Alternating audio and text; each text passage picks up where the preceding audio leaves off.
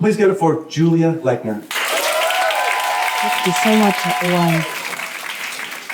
It is a Tuesday morning in high school, 10 a.m., and I walk across the classroom to my classmate, Jay, and I say, Jay, will you marry me? And he says, yeah, sure. And that is how I became a bride for the first time at age 17. In 2005, in my senior year high school health class, we did not learn about health. Instead, we continued the annual senior year health class tradition of completing a marriage project. I am obsessed with telling people about this because in the 20 years since I graduated high school, I know, it looks like it wasn't that long ago, but it's been 20 years, 2005. I have never met a single person who had to do this in their high school. So this is not comedy, this is a TED Talk. I want to know after the show, get around with this. In my senior year high school health class, we had to do a marriage project. We were instructed to partner with a classmate, preferably a classmate of the opposite sex. Only once all boy and girl options were exhausted could same-sex couples be allowed to plan our high school wedding. So that is why at 10 a.m. on a Tuesday, I walked up to Jay and asked him to be my first husband. And kind of like a kickball game or something, the girls were acting as the captains and going and like recruiting their dream grooms for this high school project. Now, I am not someone who typically butt heads with teachers. I come from a family of educators. I was a teacher's pet and a goody two-shoes most of the time. The few times I got in trouble, it was totally justified. For example, one time I told my English teacher in high school that he clearly copy-pasted a quiz from sparknotes.com. Like it literally still said sparknotes.com. And I felt he could have exerted more effort on his part on creating an original pop quiz for us. So that's the kind of kid I was in high school. So I was salty about the marriage project because I felt it was a poor use of our classroom time. We only had 4 marking periods every year, one of which was dedicated to health. And I felt that senior year was our last chance to learn about our bodies before college. Like, I didn't even know what a UTI was, but apparently I needed to know the average price of a wedding reception DJ in the tri-state area.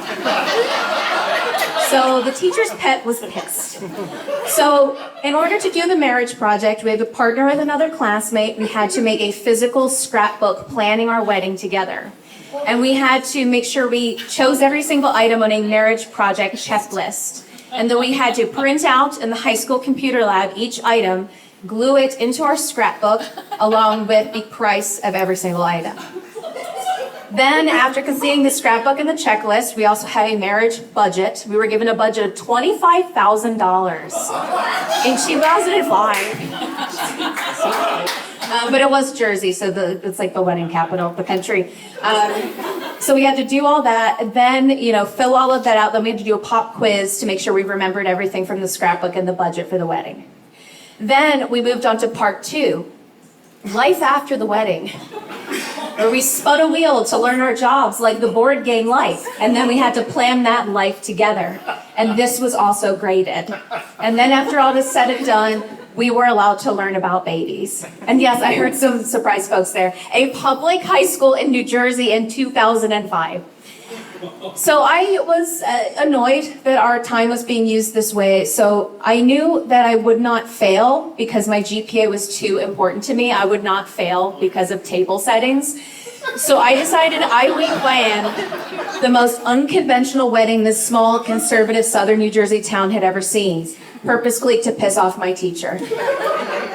And my teacher, Miss B, was like an unmarried woman in her 20s or 30s. I don't know why she felt we needed to do this in order to get a diploma. Was she being pushed by the administration? Was she crowdsourcing for her own future nuptials? Was she just uncomfortable teaching teenagers about their bodies? Who knows? But I decided I would make a project that she would not care for, but I would still do it well in order to get my A. So J was step 1 of this plan.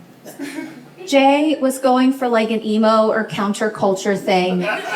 He had long dark hair that hung in his face. He dressed exclusively in black and he never smiled. Jay looked the way I felt about this project. No one in class wanted Jay to be their groom, so I asked him to be mine.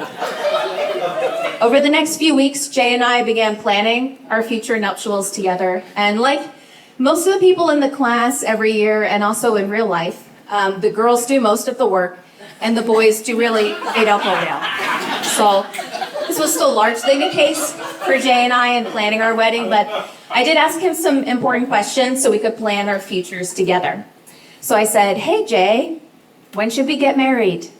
And he looked at me and answered, "Halloween." And the look in his eyes said that he thought that I, the goody two-shoes, would be like, "No way, Jay, Halloween." But instead I said, "That sounds great, Halloween it is." Our teacher would hate it. So we began finding everything on the computers to print out into our scrapbook. Within it, we had to write a love story to start about how we met. So I basically just ripped the plot of When Harry Met Sally and like even stole like famous rom-com lines that he gave me in this grand speech before proposing. And then to find the various items, we started, Googling and filling out our scrapbook together. So we had Halloween favors for everyone who came to the wedding. He chose to wear an orange tuxedo with patent black leather shoes and a ruffled shirt. We had my father sing at the wedding reception because my dad, like most New Jersey dads, is a high school teacher / part-time Sinatra impersonator. And that is true. So he performed at our wedding reception. And then toward one of the final pages in the scrapbook, Jay offered to draw a portrait of us on our October 31st wedding day. And it looks like an emo early 2000s version of American Gothic, where we're both holding hands in his stiff grip, looking forward off the pages of the scrapbook. And you can't even see his face because he's just like drawn his long dark hair in his face while wearing a tuxedo. And he gave me a tiara, a floor-length gown, and he even gave me collarbones and visible collars. He did a great job. So we plan all of that, and then we get to a portion where we have to come up with our wedding party and guests. And a lot of my high school girlfriends were offended they weren't asked to be at my wedding party on All Hallows Eve. To which I told them I honestly didn't want to have anyone in my wedding someday, but the teacher had threatened to deduct points if I didn't invite any guests. I already knew in high school that I wanted to elope with no one there, and I felt that weddings were a poor use of money when planning your life together. I was a fun 18-year-old. So, unfortunately, we did have to have guests, so we did not lose points. And also in a rare moment of tenderness, Jay told me, "I'd really like to have my grandma there." I know, he was really sweet. So we invite his grandma and a few other people for our wedding reception. And then, after we planned the whole wedding and we fill all the stuff out, we tried to get as much from eBay as we possibly could in order to avoid supporting the wedding industrial complex. Then we moved on to part 2, which was life after the wedding, where we spun a wheel to get our careers, and Jay would be a police officer. I would be a lawyer.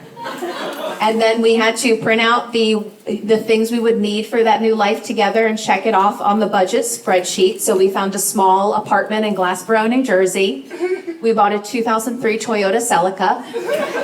And then we had to do an analysis of our budget, and we wrote down such learnings as, and this is a direct quote, "We learned we never want children, they are money eaters. And we do not own a house, we have all the love we need, and we've successfully balanced our budget with a surplus." So after filling all of these things out, we turned it in early so we could get extra credit, but my teacher still found places to deduct points. -3 points because my eBay engagement ring was too cheap. I know. And she said that our budget, she took off some points because we managed to have a surplus when we could have spent more money each month. What kind of a lesson is that for an 18-year-old? But we still managed to get a decent grade so Jay could graduate in the spring. and I maintained my GPA.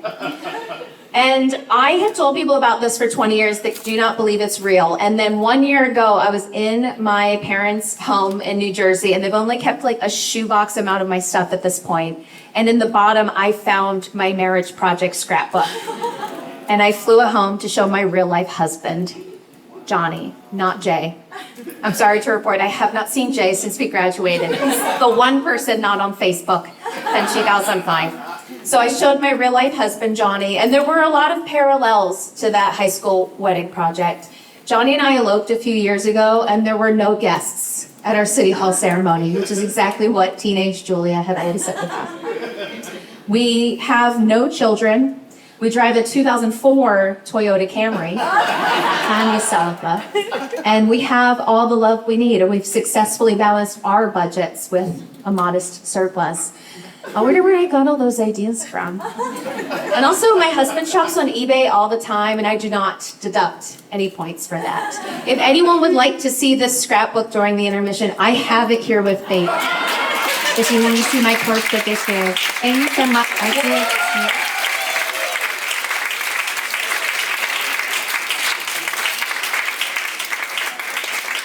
Give it up for Julia.